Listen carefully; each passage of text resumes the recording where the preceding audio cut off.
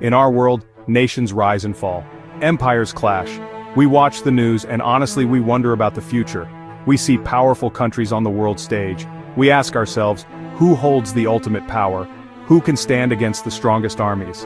One nation often comes to mind in these discussions: Russia. It is a vast land with a long history and a formidable military. So, a question naturally arises, a question that echoes through the halls of power and in the quiet of our own homes. Can any country truly defeat Russia?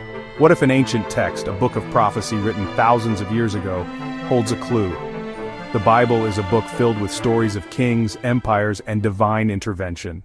Deep within the Old Testament, in the book of Ezekiel, we find two chapters that read like a script for a future war. These are chapters 38 and 39. They describe a leader named Gog, who is from the land of Magog. He is the chief prince of Meshech and Tubal. The prophet says that in the latter years this leader, Gog, will assemble a mighty coalition of nations. He will come like a storm, covering the land like a cloud. His target is a nation that has been brought back from the sword, a people gathered from many nations, living in safety on the mountains of Israel. The prophecy in Ezekiel 38 does not just name the leader, Gog of Magog. It also lists the specific allies who join him in this massive invasion. It is a detailed roster of ancient nations, a coalition of forces united under one commander. First, there is Persia. This is one of the easiest to identify. Until 1935, the nation we now call Iran was known to the world as Persia. This ancient name points directly to the modern Islamic Republic of Iran, a nation that has formed a close strategic alliance with Russia in recent years. The connection is clear and direct. Next on the list are Kush and Put. These names point to nations in Africa. The vast army of Gog is assembled. The invasion begins. Ezekiel describes it as a cloud covering the land, a storm of immense power. Their goal is to plunder the nation of Israel, which is described as living in unwalled villages, a people at rest. From a human perspective, the outcome seems certain. How could any nation, especially a small one like Israel, stand against such a massive and powerful coalition? The combined might of Russia, Iran, Turkey, and their allies would be overwhelming. No army on earth could be expected to stop them. And here is where the story takes a dramatic turn. The Bible is very clear about what happens next. No human army rides to the rescue. No other superpower intervenes to save Israel. When God intervenes, he does not use a human army as his instrument. Instead, he unleashes the very forces of nature against the invading coalition. The prophecy lists a series of catastrophic, supernatural events. First, a great earthquake shakes the land of Israel.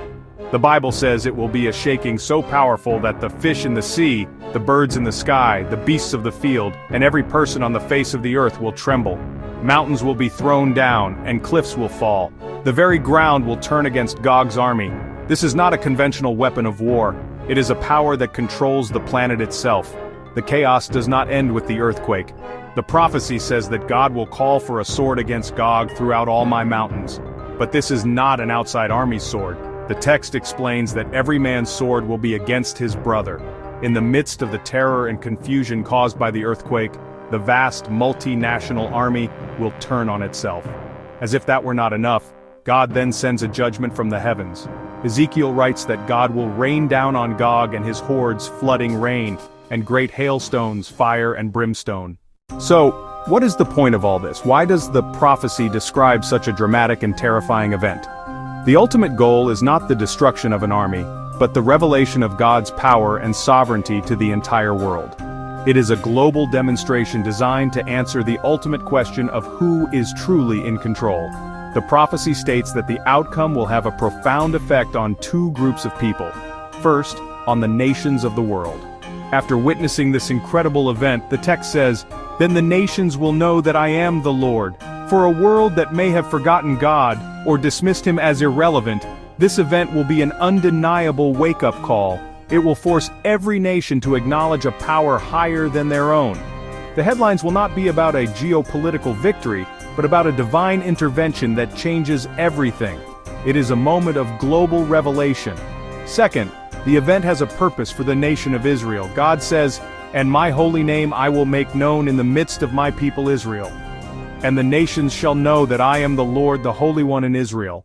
It is a moment of national reconnection with God, a fulfillment of ancient promises. The people of Israel will see that their salvation came not from their own strength or from other nations, but directly from God himself. In the end, the prophecy of Gog and Magog is not really about Russia or Iran or any other country. They are simply actors in a much larger divine drama. The story is about God. It's a message that human history is ultimately in his hands. It suggests that the fate of nations, even the most powerful ones, rests not in their military might or their political strategies, but in a divine plan. For us, living today, it is a reminder to look at world events with a different lens. It tells us that no matter how chaotic things may seem, the final chapter has already been written. And its purpose is simple: that the whole world might know that He is the Lord.